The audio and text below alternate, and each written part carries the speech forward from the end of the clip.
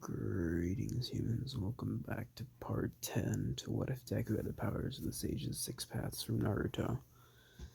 Make sure you watch until the end for important information, because I really need you guys' help for something.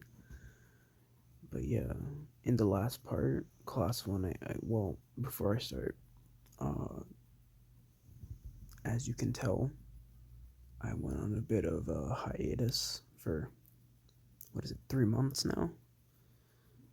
Yeah, I really didn't intend to be gone for that long.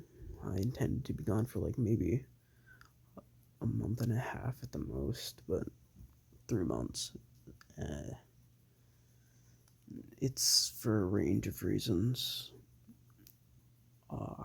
Some of them are that I was lazy and that I was going through a lot of things, like a lot of schoolwork, because it was finals time and I had to do a lot of studying. And then one of my teachers told me I had to annotate a book, which was extremely draining. But yeah, with that being said, and past all my excuses, thanks for waiting this long. And those of you who are irritated with waiting, I'm sorry. I'll try to get the next part out as soon as possible. But yeah, let's get on into the video. In the last part, class 1 had taken their finals, and those who'd passed in canon passed in the what if, as well as the class going shopping, as they did in canon as well. Deku had an interesting interaction with Shigaraki of the League of Villains, and this is where we will resume the what if. The group rush over to Deku asking what happened and snapping back into focus. Deku brushes off what they had said and claimed that he had lost focus, causing the clones carrying their belongings to disperse, and in turn causing the items to drop. The class agreed that this might be the case, but Hagakure was able to tell that he was lying. After some more shopping, the groups decided to go home, and Hagakure walked with Deku to her house. The walk... I'm sorry, I thought the video cut. Okay, so the walk was normal until Hagakure spoke up and asked Deku about what had happened at the mall. Deku responds that they were shopping, and Hagakure looks at him with a dull face and responds, "You know that's not what I mean. What happened when you took your break? And I mean what really happened." Deku sighs, seeing as though he can't dance around the answer, or lie, and change the subject. And changing the subject is out of question. So he responds, "I had an encounter with Shigaraki of the League of Villains, who had a few questions about Stain." Hagakure looked shocked, but didn't interrupt, and Deku continued speaking. I tried to prepare a counterattack, or countermeasures, if he hadn't ever attempted to get away, but I wasn't able to. As Deku is talking, they arrive at her house and part ways. Deku teleports home and flops on his bed, thinking about all the things he could have done and how he would be able to keep everyone safe and protected from now on. These thoughts fill his head until he falls asleep. Later on, Deku gets a call from school to pick up his tickets to go to Island after winning the sports festival. But immediately after, All Might invites Deku to Island, and Deku decides to pick up the tickets and give them to Bakugo, not wanting to seem rude to All Might, and accepts All Might's invitation. They fly out, and when they land, All Might is berated by a ton of fans, and Deku waits around using transformation jutsu to not stand out in the crowd and wait for the crowd to disperse. So when they do, a sigh of relief leaves All Might, and as the pair begin walking again, where All Might leads. They begin to talk about why exactly All Might is here, and he states that he was invited by one of his friends to the island for an event. Understanding, Deku nods, and they continue walking. Suddenly, a voice can be heard fast approaching the pair. Deku is aware of the lack of common danger of this island, but keeps ready to fight regardless. But All Might seems to be happy greeting the fast approaching person, seeing it to be a girl slightly older than himself. Deku is confused, seeing as though he said that he was here because of a friend, and this child seems to be very friendly with All Might. The two of them talk for a while, and All Might remembers Deku and remembers that Deku is there and introduces him. Deku greets Melissa, and Melissa does the same. Oh, sorry, I can't read that well. I have my glasses off. Deku greets Melissa, and Melissa does the same. All Might introduces her as his friend's daughter, and the situation makes far more sense in Deku's mind. Soon after, Melissa takes them both to her father's lab area. Her father turns out being All Might's former sidekick, David Shield. Deku is excited and ecstatic to meet him, having been a fan of All Might for most of his life. And David tells Melissa to show Deku around the island, as well as telling his assistant to take a break as well. While Deku is running the test and analysis on All Might, Melissa shows Deku around to all the attractions and displays when Deku hears a familiar voice behind him. He turns around, surprised to see Uraraka, Momo, and Jiro. Deku asks why they are there, but they ask the same thing. Ask the same as much, and they also ask what he is doing with Melissa. Deku explains that this is Melissa Shield, All Might's friend's daughter, and that she was showing him around the expo. The group are hesitant to trust him at first, but before anything, Deku asks if Hagakure came with them. They say that they had played a game of rock, paper, scissors to determine who went for the pre-expo and who had to wait in a hotel room until after. And seeing as though Hagakure isn't there, it's obvious that she had lost. Deku looks almost disappointed and sighs, saying that he will have to wait to see her again, reinforcing the girl's trust in Deku. The girls talk while getting drinks, and Deku sits on a separate table, but to his surprise, he sees Mineta and Kaminari, the servers. Deku asks what they are doing, and they respond that they are working for a bit of extra money. And since they are there working for a free trip to Island, they accepted. If that doesn't sound right. Oh well. They also claim that they are there to scope out women, and hearing this, Deku finally believes their statement and understands why they're really there.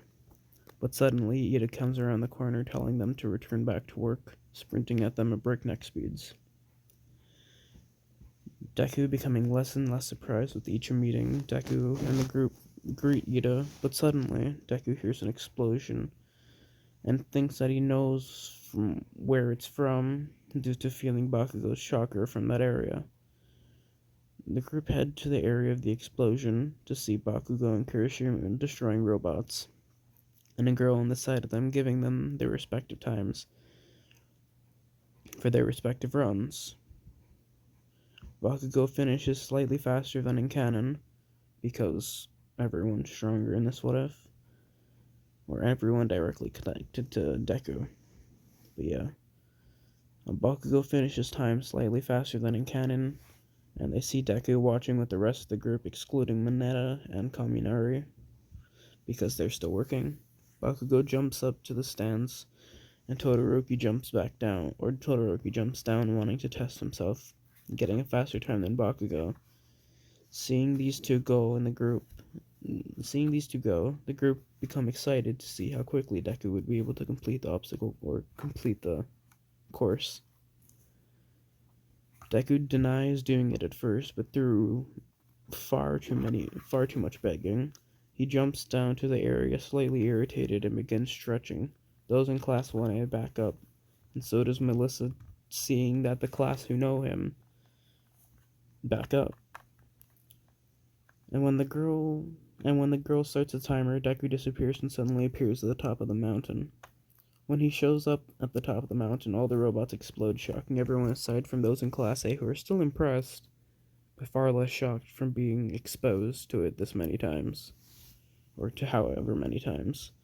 The time shows up as 0.73 seconds, and Deku flies back to the stands and everyone congratulates on his time and getting the top score, and goes back to talking like nothing had just happened. But Melissa is left dumbfounded at what he had done, seemingly without trying.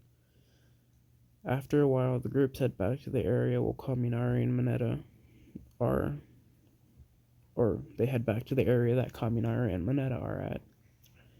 And as the group walk back to the exhausted pair, Melissa hands them each tickets and congratulates them on their work. The pair are ecstatic to get tickets to the premiere and disperse to get dressed from the party. Before Deku is able to head off, Melissa grabs his wrist and asks him to see something. Deku does not want to go, but decides to go after she asks yet again. Okay. Where was I? Deku is able. Okay. She brings Deku to an area where Melissa makes gadgets and tech for heroes. Deku is impressed at the craft work and asks if she intends to become part of or make her own hero agency when she grows up. She agrees, claiming that she wants to help heroes just like her father had done, and shows Deku a gauntlet that she had made for someone with power like All Might, but made it to where they would be able to release that power without any drawback or physical damage, assuming that they would have said drawback. Deku is impressed by it and tells Melissa that she has a bright future if she continues to make things of this quality, and that's assuming she stays at the skill level, so growth is not yet considered in that future. Melissa is happy to hear this, and suddenly Deku gets a phone call from Ida. Ida asks where Deku is, and Deku remembers that he needs to get dressed and group up at the meeting point. Deku tells Melissa he needs to go and teleports off to get dressed. Melissa stands there happy for a moment and leaves as well. Deku goes to the meeting area fully dressed, and he sees a few people there, but not too many. Confused, he asks Ida, and Ida responds that everyone's running late. But when he does, the missing people begin filling into the room, ending with Melissa. Considering that Kirishima and Bakugo are lost at the same time, All Might is called to the stage to do a speech. But when he does so, they're suddenly locked down due to a bomb. And in the party hall, a group of villains come in and activate the emergency defense, which traps all the heroes attending the party. Melissa, on the other hand, is off-put because the maximum security lockdown feature should not be active for a measly bomb. Deku is able to see Melissa's uneasiness and asks her what's wrong. She responds telling him the situation, and Deku nods his head, asking if there is some way down to the... Okay, thank you, wind and rain, for being extreme at this time. Yeah. And then Deku nods his head, asking if there is a way down to the party area other than the ways that are currently blocked off. Melissa responds that there is a stairwell that leads down. The group head down the stairs and come to a point where they are able to see the overview of the party and see All Might trapped by the security system. Deku tells Jiro to listen in and gives All Might a signal to speak because signaling that they can hear him. All Might explains the situation and tells him not to engage the villain, and the group retreat for a bit, hiding out and processing the information. When they begin, Ida tells the group that engaging the enemy would be against All Might's orders. Momo agrees with Ida, claiming that the situation calls for listening to the heroes, but Deku speaks up, stating that they can do something, and that he refuses to sit still and do nothing about this crisis at hand, when they have even the slightest possibility to help another. Another argument that Deku makes is that there's the allowance of quirks being used on this island, so that's not an issue either. Uraraka agrees with Deku, because of course she does, and soon everyone is doing so. The entire group agrees with Mineta doing so reluctantly, as in canon. And Deku heads over to where All Might is and nods his head, giving All Might a look that tells him everything, and that he won't listen to a word All Might says about not going. Powerless to stop them, he lays in wait, knowing that they will succeed. The group begin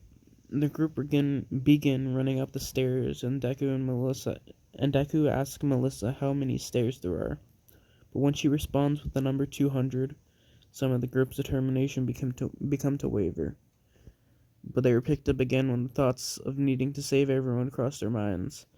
At about floor 80, the group encounter a large barricade in the way. They are worried to break through, not wanting to set off the alarm, but Mineta, tired, impatient, and slightly irritated, opens the door, hoping for a way out. When Mineta does this, one of the villains noticed that a door was opened, and sees the group through a camera. The boss tells him to block them into the 80th floor and sends a few guards after them.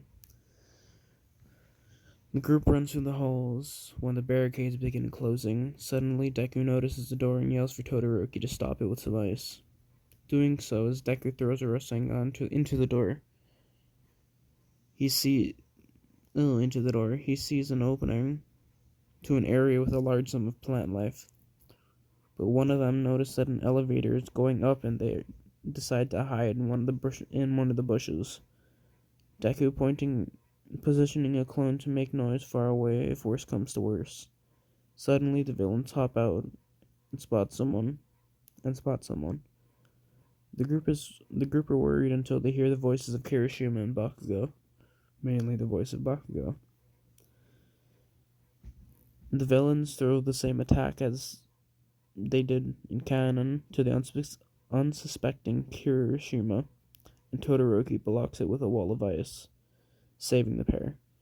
Todoroki decides to fight the villains with Bakugo and Kirishima and send the remainder of the group away.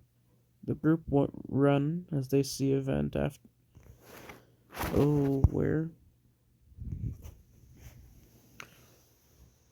Todoroki decides to fight the villains with Bakugo and Kirishima and sends the remainder of the group away.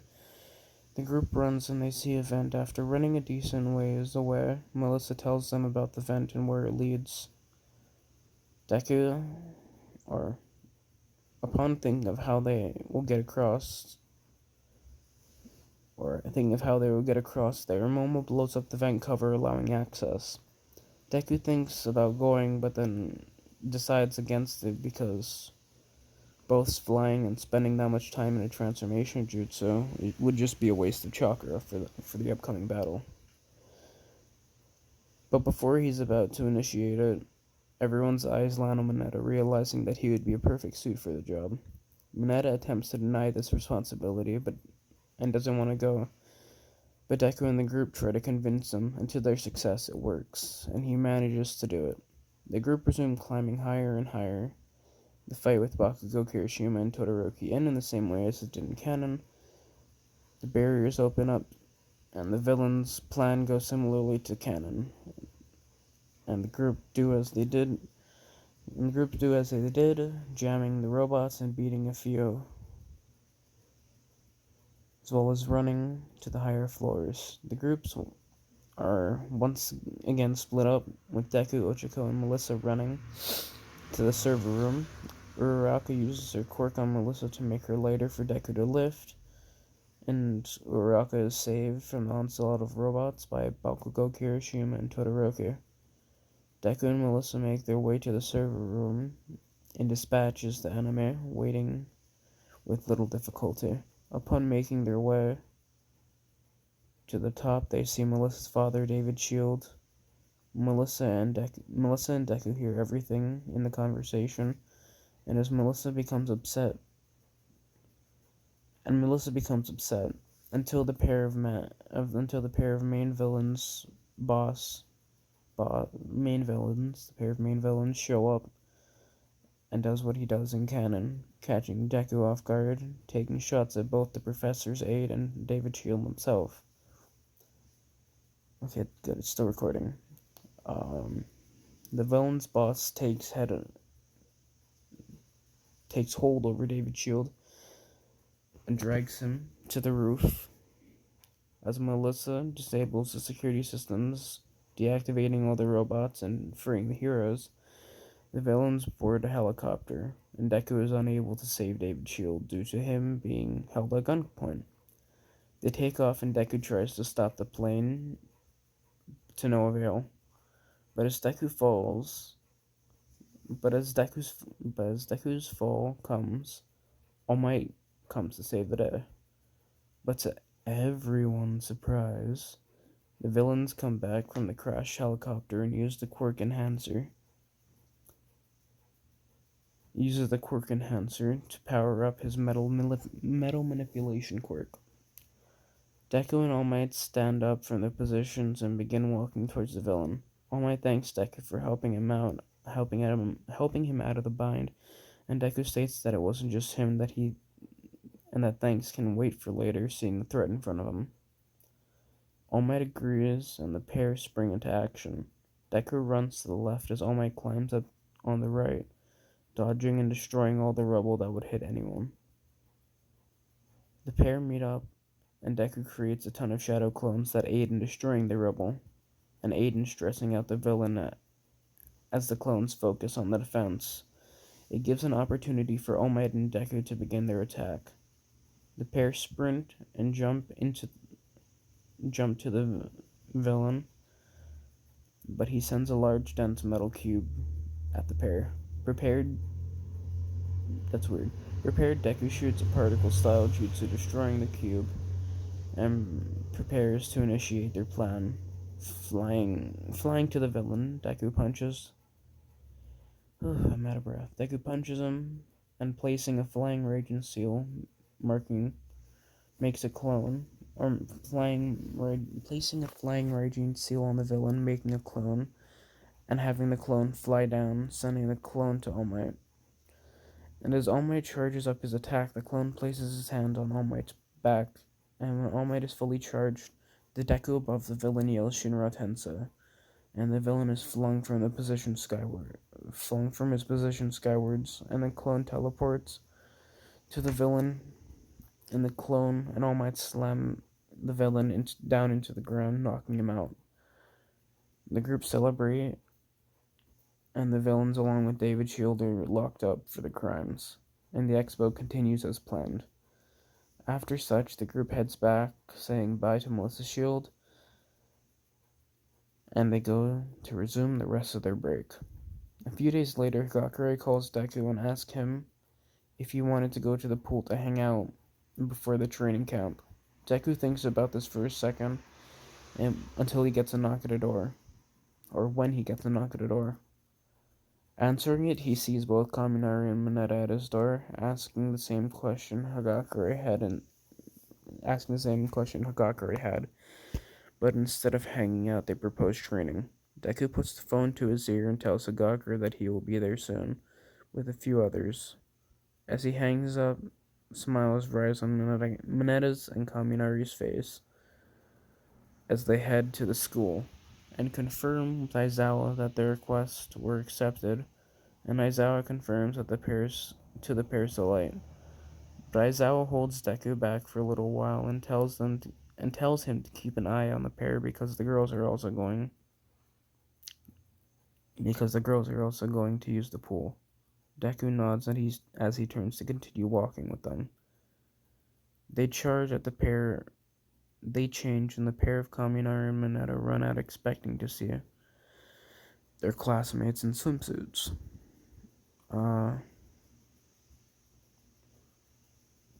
But they see the school-accepted ones. Kaminari is slightly disappointed and drops seeing them, but Mineta tries to accept them and see them into a good light, in which Deku comes out seeing this and kicks Mineta into the water. Ida comes over and addresses them. To Mineta and Kaminari's surprise, they both ask what he's doing here, and Ida responds that Deku invited them. And as Ida says them, a confused and worried look falls over Kaminari and Mineta's face. As the rest of the Class 1A's boys enter the locker room, Hagakure walks over to Deku and asks what the rest of the class is doing there. He responds that Kaminari and Mineta. I need to sit up. Okay. He responds that Kaminari and Mineta had invited him to work on stamina endurance training at the pool at the same time that you had called me, so I told the rest of the class and invited them as well to train as well. Hagakure, understanding, walks back to her group and tells Deku to join afterwards for a break. He nods, turning back to his group, stretching. He turns back to his group that is stretching. They work on their stamina and endurance in the pools. Every once in a while, Deku hangs out with Hagakure, and then when he is called back for a race to keep the training interesting, he agrees, and Hagakure's group wishes to watch them race. Getting ready, the first group goes up and Bakugo wins by flying above the water. The second group goes and Todoroki wins by surfing on the ice and makes surfing on the ice he makes. Finally, the last group goes up and Deku gets ready to swim, and when the whistle blows, Deku launches off the platform and does body flicker underwater, reaching the end. The finals are decided, and Bakugo, Todoroki, and Deku are complete, getting ready to swim. But as soon as they begin, Bakugo and Todoroki flop into the water, and Deku dives, launching himself into the water, kicking off of the back platform, jetting to the other side at breakneck speeds. The class is left in shock, but not totally surprised. But they do wonder why Todoroki and Bakugo had stopped in their tracks, when suddenly they sense Aizawa's menacing aura behind them. Deku turns around and asks Aizawa if their time is up while getting out of the pool. Aizawa confirms this, and the classes slowly pile into the locker rooms to change back into their original clothes to head home. On the day of the trip of the summer training arc, the classes pile into the bus, but before they can, Monoma causes his normal amount of trouble that he does in canon.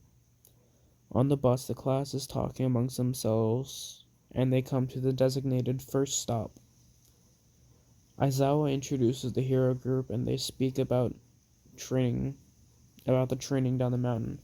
Suddenly, Deku feels a disturbance, grabbing Hagakure and begins floating. As soon as this happens, though, the ground crumbles, and the rest of the class fall below. But Deku helps them by making the dirt and rocks softer to reduce any damage to the class. The heroes and the child standing there to the side are astonished, all but Aizawa, who looks slightly tired of it and nods to Deku. Seeing the order, Deku drops down slowly and places Hagakure down as well. The Wild Pussycats tell the group that they need to make their way to the camp by noon if they want lunch. The group become worried about eating when a scream is heard from the class. And the class sees Mineta in front of a large rock monster. Jumping into action, Deku sends a large rock pillar to the monster, shocking the Pussycats and the child because they had thought he had a flight quirk. The monster falls down but gets back up, surprising Deku, to which he throws a kunai above it and teleports to it, sending the monster into the ground with a devastating punch empowered with chakra. The monster is sent into the ground, creating a tiny chasm, and in turn is no longer moving. The class sigh a breath of relief, but he growls and look up to see far more of those mud beasts forming around the ground. The class gets ready to fight, but before they begin, Deku yells out to get everyone's attention and tells them, "We need to focus on getting out of this forest and to the camp as quick as physically possible. We'll all group up and single out A single mud beast for anyone who gets tired. Move to the back of the formation, swap places with those who are on break. Otherwise, stay in front and attack the beast in an ordered fashion. The class agree and get into formation and head to the camp, defeating only the ones in front of them, leaving the rest to Deku. Leaving the rest to Deku clones. The class makes it in an hour and a half, and once again, the heroes and the child are surprised that most of the severe cases of damage were just severe tiredness across the whole group. The group are officially introduced, and everyone and Deku ask about the child. One of one of the heroes responds that Koda is their nephew, and Deku greets him. Koda goes to throw a punch at Deku's jewels, but Deku grabs Koda's hand and speaks up. Hey now, that was quite dangerous, Koda. Koda pulls away from Deku's grasp and speaks up before walking away. I never want to spend time with wannabe heroes and idiots. Deku is stunned by Koda's blunt hatred towards heroes, and can assume what had happened based off of everyone's interactions with him, including seeing his quirk using his Sharingan, which is now turned Rinnegan. Yeah. The class eat lunch, do a bit of training, and then relax until later in the day, when the sun is setting. The class move over to the swall bath area and wind down before tomorrow comes and the training really begins. Deku is talking with some of the guys about strategies when Mineta starts having his rant about seeing the other side. Deku and Ida warn against it, especially with Deku severely suggesting against doing that. To no success, though, and Mineta begins to climb. Deku becoming irritated, knowing that Mineta will ruin the entire area's relaxing feeling if he continues, flies up to Mineta and pulls him off of the wall. Mineta squirms and complains to Deku about how he is close to seeing the bodies of his classmates, and begins going into detail about what he believes he would have seen. But Deku loses his composure slightly and gives into his anger when he mentions Hagakure, throwing the pervert into the water, and putting him into a genjutsu, and sitting him on the side for the time being. The rest of the time in the spa was relaxing, and they conclude the day and head to bed. Deku walks over and speaks to one of the heroes, or to the group of heroes, and thanks them for stationing Koda up at the top to keep watch. They are confused as to how he knows that, and knows that Kodo's up there despite not showing it, and Deku responds that he was able to feel Koda's presence. Mandalay asks what exactly Deku's quirk is, and Deku sighs, sitting on the floor, stating that it's a lot of things, and that he can't really tell them. But in a general sense, it's a control of elements with a bit more. Not really understanding, she brushes it off, but Deku asks a question this time. From what I can tell, I'm pretty sure I know as much as I am able to know about Koda's past, with his parents being the water hose heroes who had died in that incident a few years back, and with his parents leaving him behind like that, despite dying an honorable death. I could see how he came to hate heroes. Mandalay is confused as to how Deku knows this, and he states that he saw Koda's quirk to be water gun, and deduced that his absent parents, quote unquote, were the water hose heroes, and she agreed that they are, and sits down. Deku then asks, I would like to know what Koda personally feels about heroes. Mandalay then quickly responds, almost out of instinct. He hates them. He thinks of them as idiots, and thinks that his parents left him, all the while they're being praised for it. Deku is silent and thanks Mandalay for her help and leaves. The next day comes, and the class meets with Aizawa for training. Is it still recording? It is, okay. I don't want to restart this again, that's why. Where was I? The next day comes, and the class Me with Aizawa for training. Everyone does what they do in canon, but Deku trains Hagakure to help her, but does not forget about his training. He also he doesn't, but he does not forget about his own training. Also doing so to the point where he is physically and mentally exhausted. The class make their food, but through the meal, Deku sees Koda leave without eating and decides to follow him with a plate of food. Deku follows, but makes sure that he is both not being followed and not too close to notify Koda of his position.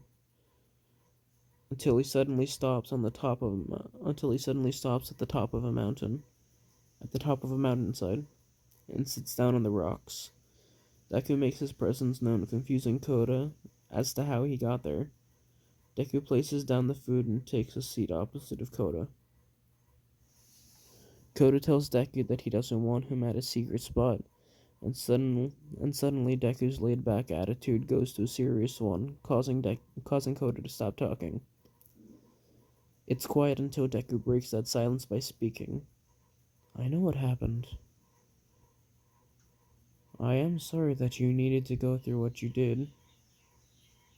I am sorry that you needed to go through that. Koda sits up furiously before screaming. Did Mandalay tell you? Deku then looks at Koda and asks him why it matters how he got the information. Koda brushes off the question and tells Deku to leave. Despite this, Deku remains sitting there and speaks, disregarding Koda telling him to leave. What is the real reason you hate heroes? Koda, irritated, responds, I hate heroes because they do idiotic things like die saving others and get praised for it. Heroes and villains calling each other good and evil and then killing each other. Because of some stupid title given to those who are proved than not. Deku nods his head, acknowledging this fact. Deku then speaks up. I wouldn't be so idiotic to die saving another person. Koda looks at him and Deku finishes the statement. If I intend to save someone, I'm making sure I'm not dying. I'm not going to die either. What good would I be able to do if I die? It's foolish. Koda then looks at Deku with an upset look as Deku gets up and begins walking off, waving away to Koda. And in Koda's mind, he's only able to think about one thing. He's an idiot just like the rest of those heroes. No hero plans to die. It happens. What happened? Okay, it happens because they aren't strong enough. But as Deku is leaving, he places a flying raging seal at the base of the mountain for easy access. The next day, a reward is posted for their training in the heroes. And the heroes allow the students to have a test of courage.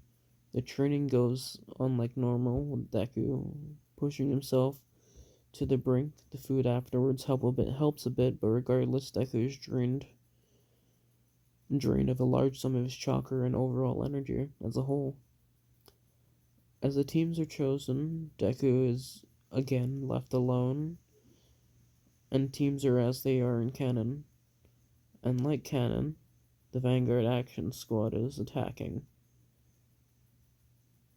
Wow, this video's been going on for a while. I need to hurry this up. It's gonna be like an hour long. The Vanguard Action Squad. Where is it? Why is this? Test of courage.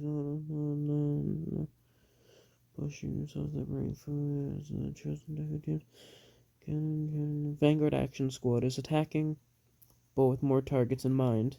The targets set out by All For One are Bakugo for his overall aggressive nature, Tokoyami for his dark aura, quotes around dark, Midoriya because All For One is interested about him, and mainly his quirk, and Hagakure since Tomura said that she had an importance to Deku. As things can go, Deku notices that the villains are attacking and goes to Hagakure, making sure that she is safe. Upon doing that, he places a clone there to help her and teleports to Kota knowing exactly where he is, and runs to the mountainside, no longer having enough chakra to continue flying. Wanting to conserve what little chakra he has left, Deku gets there, but sees that Kota is about to be hit by a large man in a coat. Deku runs over and stops the punch and kicks the villain away.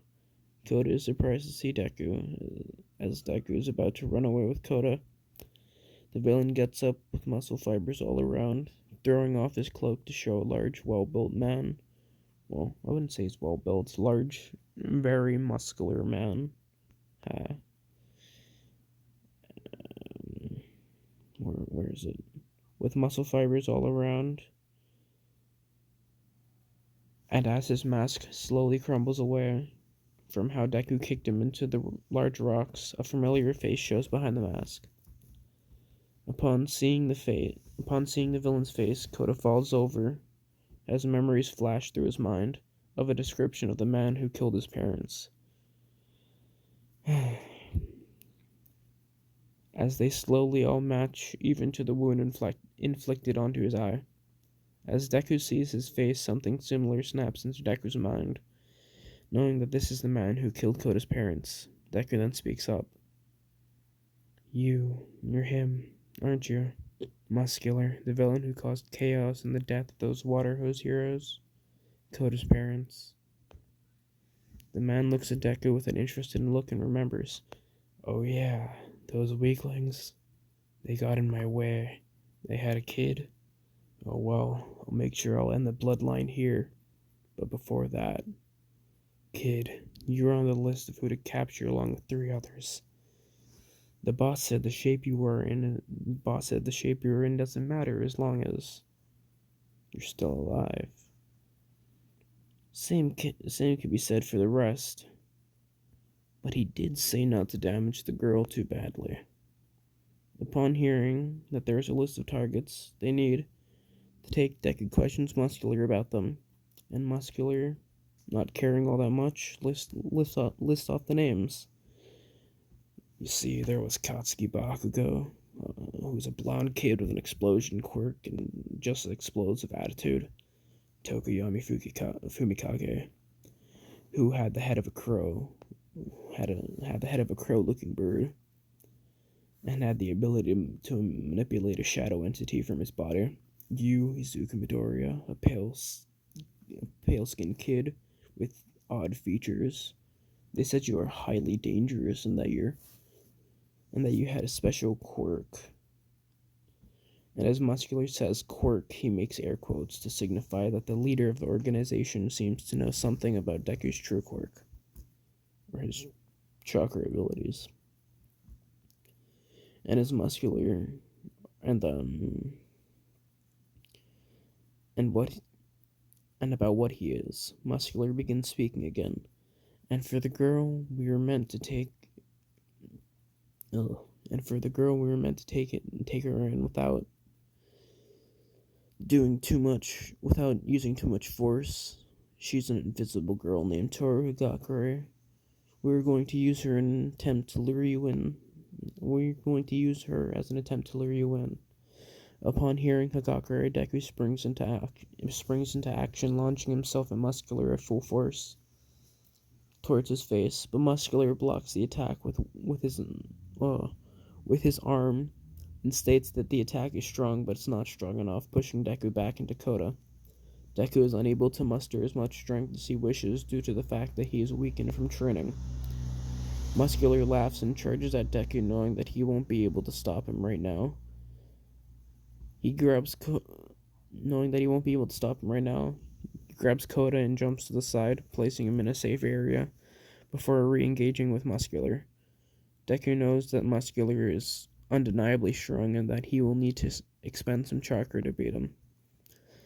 And charges back in as Muscular goes to block the attack. Deku uses Muscular's arm as a pad and jumps off onto the mountain, to which he jumps off of the mountainside, making a Rasengan in his hand, to which he sends it at Muscular's face, doing a large sum of damage. But doing so makes it to where Deku is exhausted and barely able to move. Muscular gets up from the brink of being knocked out and moves over to Deku, picking him up. Irritated, Muscular rams his fist into Deku's stomach, causing him to spit up some blood. Deku tries to move and launch another attack, but is hit again by Muscular, this time to his left arm, breaking it. Deku grunts due to the pain, and a twisted grin shows up on Muscular's face as he lifts Deku up and slams him onto the ground, cracking the mountain. Deku tries to move his body, but is too weak to even lift his remaining arm, or his remaining usable arm. And in turn, Muscular steps over to Deku once again and begins pummeling him over and over and over again, punching Deku with a flurry of attacks. Koda, seeing this, shoots a spray of water at Muscular in an attempt to help Deku. And when Koda does this, Muscular lets up on his attack and looks over to Koda as Muscular speaks. "Don't worry, you water brat, you're next." And upon feeling the water spray, the nearly unconscious Deku regains his composure and remembers why he is fighting, not to beat the villain, but to keep those he cares about safe. And upon remembering this, a burst of energy rushes through his body.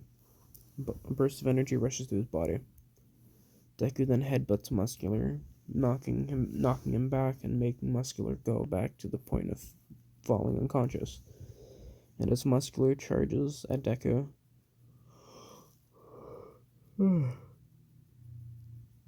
sorry about that.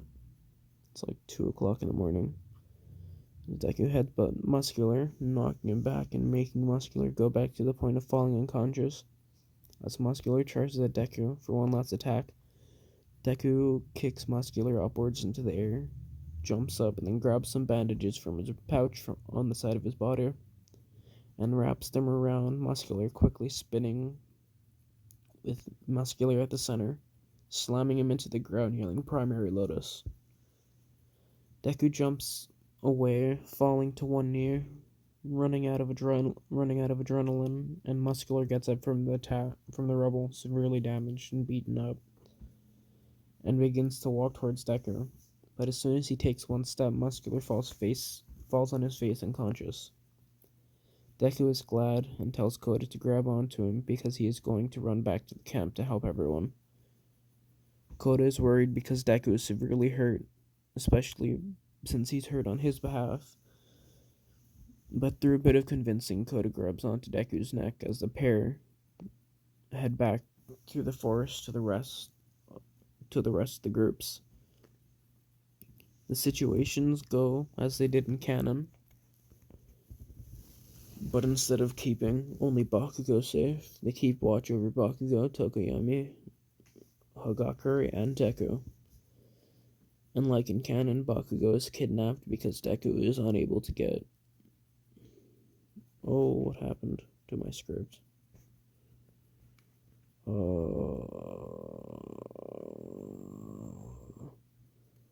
Okay, and like in canon...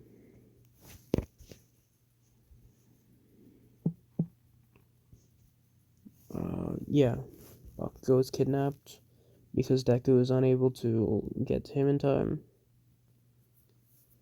When Deku wakes up, he feels hurt but is far more energized than he was before, and as soon as he gets up, people begin piling into his room. He begins asking if there was anyone else who had been taken, and when people tell him that it was only just the one, Deku gets flashbacks of Bakugo being taken right before his eyes and tells everyone to step back, as he summons the King of Hell and jumps in and tells anyone that is even moderately hurt to do the same. When they leave the mouth of the King of Hell, they are all physically healed. The plan goes like it did in normal, with the group going to save Bakugo, and to help his disguise, he uses the transformation jutsu to transform his skin into a more common shade, which shocks the group because of how he looks. They made their way to where the tracker is, or to where the tracker that Momo made is going off, but to the group's horror, they see a normal factory, and no Bakugo or the League of Villains. But at the same time, both the interaction with the group and the villain raid go the same. The group feel just the aura of One for All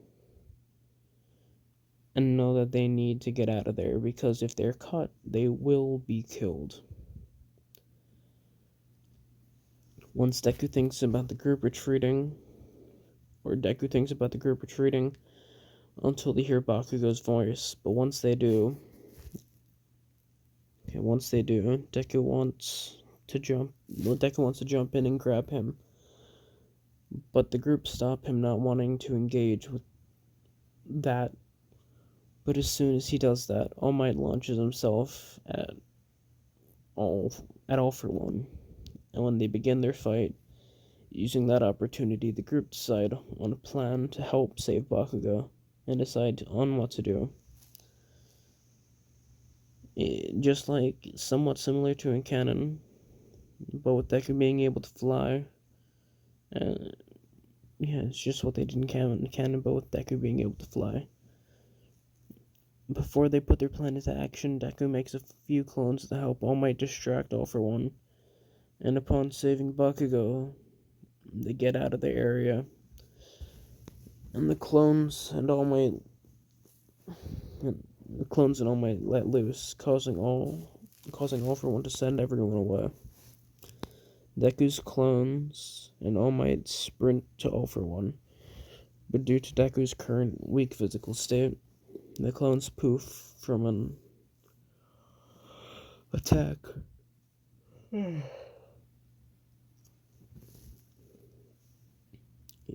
From an attack. Where was I? That both All for One and All Might cause. The fight ends like it did in canon, and All Might is in his Small Might form. Because he had lost all the embers from One for All. Deku, knowing this, is upset, but he knew it was bound to happen at some point. Everything for the rest of the arc goes as it did in canon, and it ends nearly the same, with All for One being captured, and All Might's skinny form being released to the public. And yeah, I guess that's all for today. Yeah, that's all for today's What If. And again, I am sorry for the 3-month delay, but I do have a positive update for once. Crazy, right? One of the viewers of this channel named Centipede, his information should be right here in the screen, who had suggested an adapter quirk What If, and will be added to the poll to the 100 sub special. Again, the What If that I had mentioned a few videos ago, this is just a reminder to what the options are, and I do need you guys to comment it or join the Discord, which will be in the description, and tell me, because I really need help because I'm an indecisive baby. But yeah, the options for the What Ifs for the 100 sub special, which I'm going to be doing really soon, is what if Deku had a Zanpakuto from Bleach? I have my own custom made Zanpakuto for it. What if Deku was framed? What if Deku had John's ability from an ordinary? What if Deku had Haki? What if Deku had alchemy from Fullmetal Alchemist? And with the new inclusion of what if Deku had an adaptation quirk, which was recommended by Centipede. Again, name here. I plan to do all of these what ifs in the future, but I want to see what you guys want the most, and I will be doing that for the 100 sub special. If nothing is voted for, then the adaptation quirk will win, because it's a recommended one. It's not my personal one, it's a recommended one from an audience member, a fan, which I am grateful for. And, well, yeah, with that being said, see ya.